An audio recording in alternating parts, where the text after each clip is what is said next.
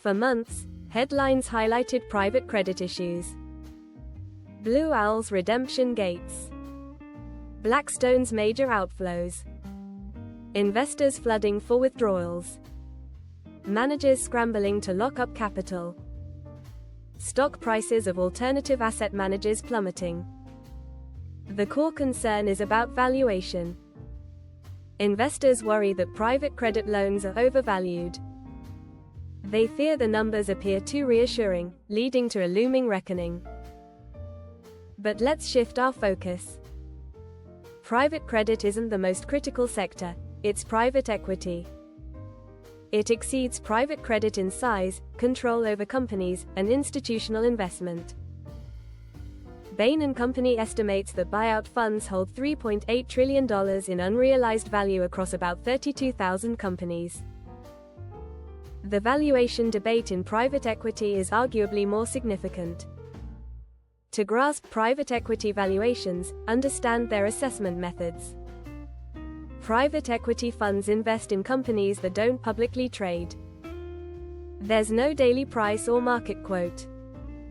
Instead, fund managers estimate values quarterly using various models and analyses. These estimates yield the net asset value, or NAV. It influences everything from investor statements to fees.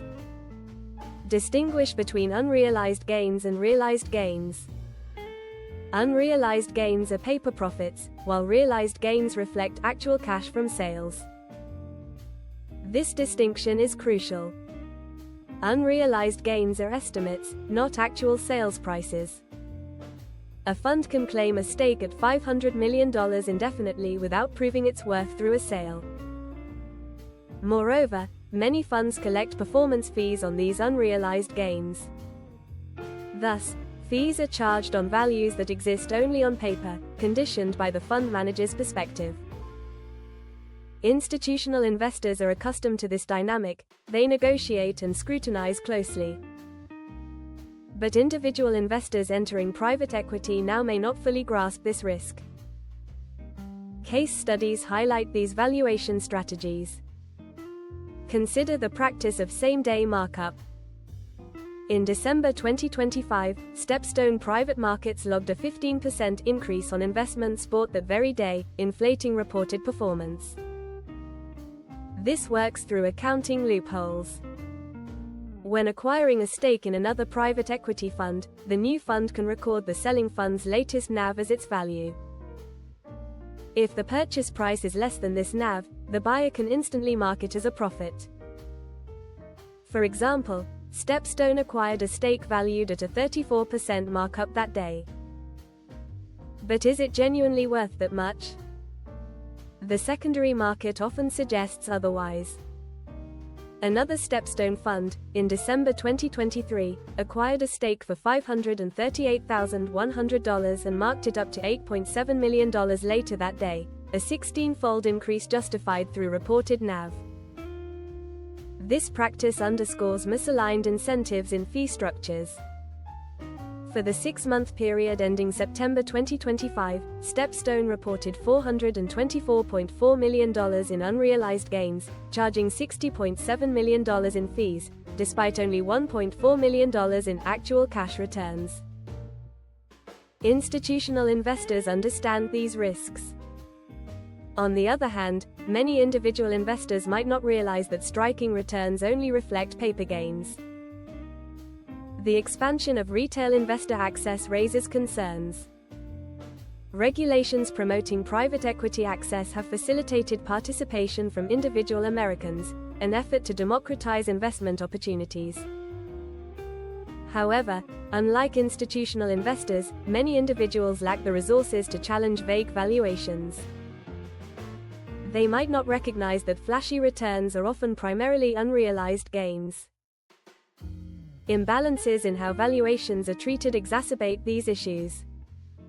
Upward adjustments trigger performance fees, making them more common. Conversely, downgrades can incur serious repercussions. Research has noted that private equity returns inflate volatility compared to actual market behaviors. The secondary market shows different realities, often pricing stakes at discounts to reported NAVs. If the secondary market averages an 11% discount, it raises questions about reported returns and actual economic value behind these numbers. As the private credit crisis unfolds, private equity faces a similar fate. Valuation uncertainties could trigger a pullback from investors, leading to reputational impacts. Unlike private credit's flexibility for withdrawals, most private equity funds tie up capital longer.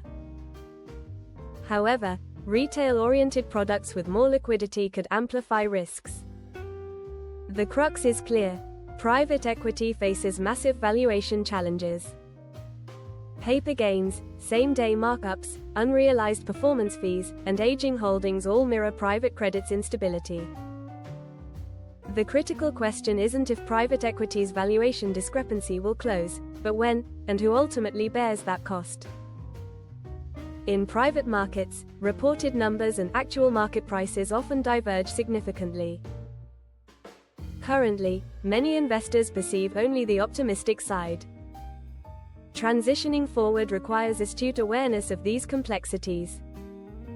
Don't get swept away by promising numbers without questioning underlying valuation integrity.